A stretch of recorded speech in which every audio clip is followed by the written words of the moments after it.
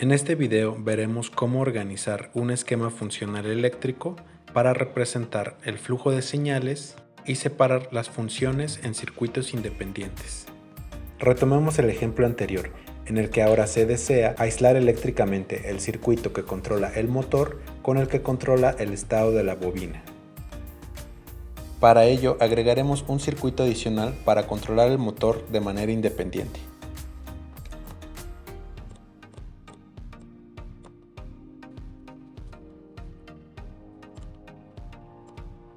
Este circuito independiente ahora puede funcionar con una fuente de voltaje diferente aprovechando el aislamiento eléctrico.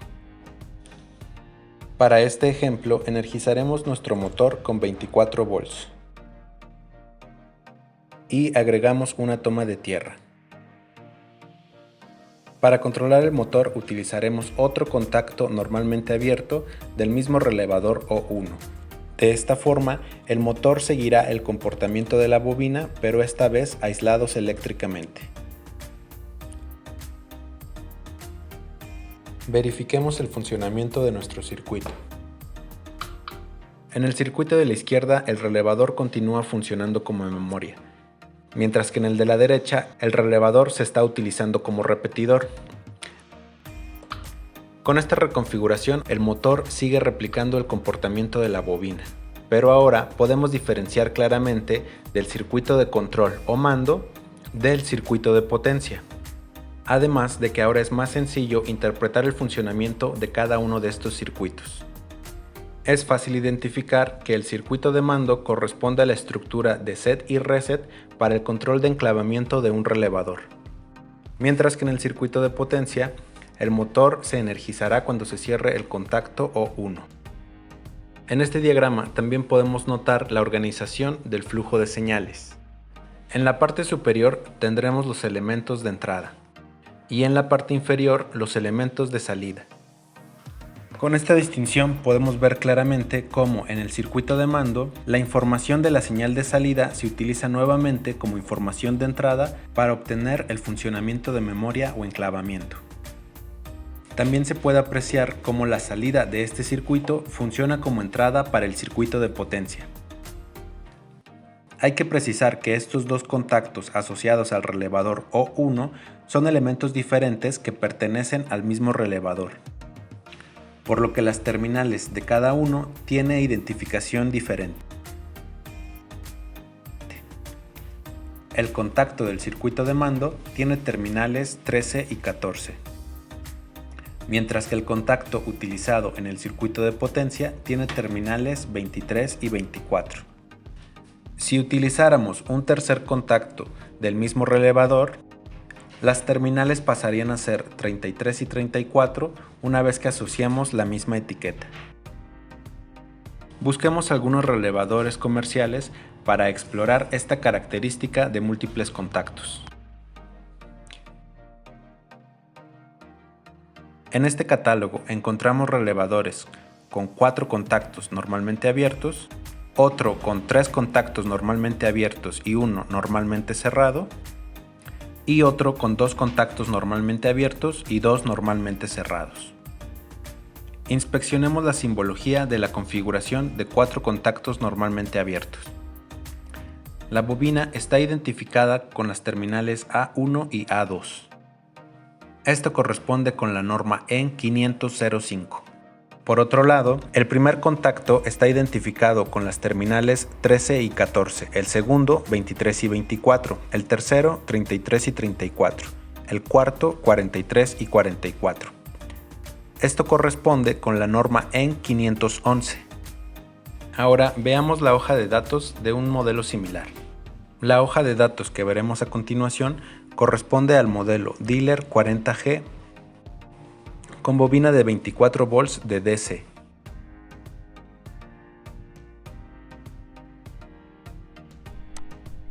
Podemos identificar que el relevador contiene 4 contactos normalmente abiertos accionados por la misma bobina. Para este relevador, el voltaje de activación de la bobina es de 24 volts de DC. Este parámetro representa el voltaje exacto para energizar la bobina del relevador. Alimentar la bobina con un voltaje inferior a este no producirá ni la corriente ni la fuerza magnetomotriz necesaria para cerrar estos contactos. Y un voltaje superior a este podría dañar la bobina del relevador. Veamos ahora las especificaciones de los contactos. Aquí se especifica que la corriente máxima es de 6 A a 220 volts, 230 o 240 volts y de 3 A para voltajes de 380, 400 o 415 volts. Estos debemos interpretarlos como parámetros máximos para los contactos del relevador. Por ejemplo, podríamos utilizar cualquiera de estos contactos del relevador para controlar circuitos con niveles inferiores de voltaje o corriente. Podríamos utilizar cualquier contacto de este relevador para controlar cargas a 110 volts de corriente alterna o incluso a 24 volts de corriente directa, siempre que no rebasemos la corriente máxima que puede soportar uno de estos contactos. Este tipo de relevadores utilizados en la automatización se conocen como relevadores contactores o simplemente contactores. También se les conoce como relevadores de control.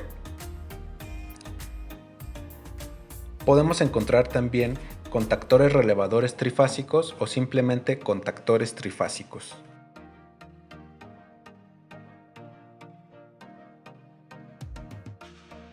En este tipo de relevadores hay 3 contactos de potencia y un contacto auxiliar, que se utiliza típicamente para el enclavamiento del relevador.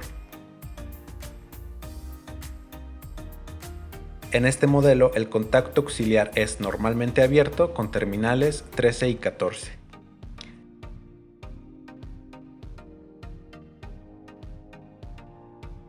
Aquí podemos identificar las terminales de la bobina como A1 y A2. Veamos la hoja de datos de otro contactor trifásico. Esta es la hoja de datos de un relevador Siemens, el cual contiene una bobina que se energiza a 24 volts, 3 contactos de potencia a 25 amperes y 2 contactos auxiliares, uno normalmente abierto y uno normalmente cerrado.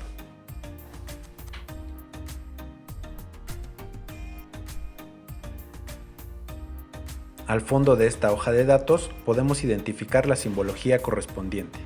Podemos identificar la bobina, los 3 contactos de potencia,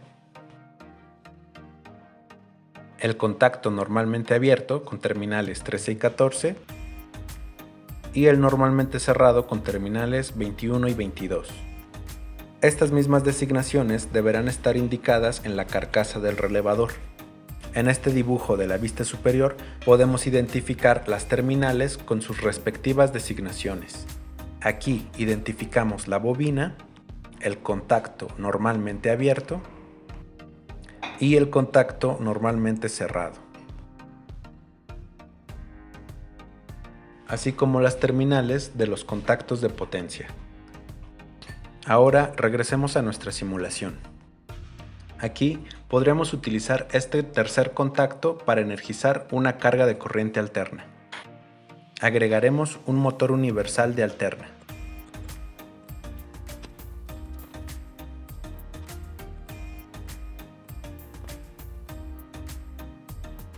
Para energizar este circuito, agregaremos una fase L1 y neutro. Verificamos que la tensión nominal de este motor es de 230 volts de corriente alterna y la tensión efectiva de la fase también es de 230 volts. Verifiquemos una vez más el funcionamiento del circuito. Al presionar el pulsador SET, la bobina del relevador 1 se acciona y enclava. En los circuitos de potencia, los motores de corriente directa y alterna replican el estado de la bobina, pero esta vez aislados eléctricamente, por lo que cada circuito puede tener una fuente de alimentación independiente. Al presionar el pulsador Reset, la bobina se desenergiza, el relevador se desenclava y los motores eventualmente se detienen. Los diagramas funcionales son principalmente utilizados en aplicaciones de automatización.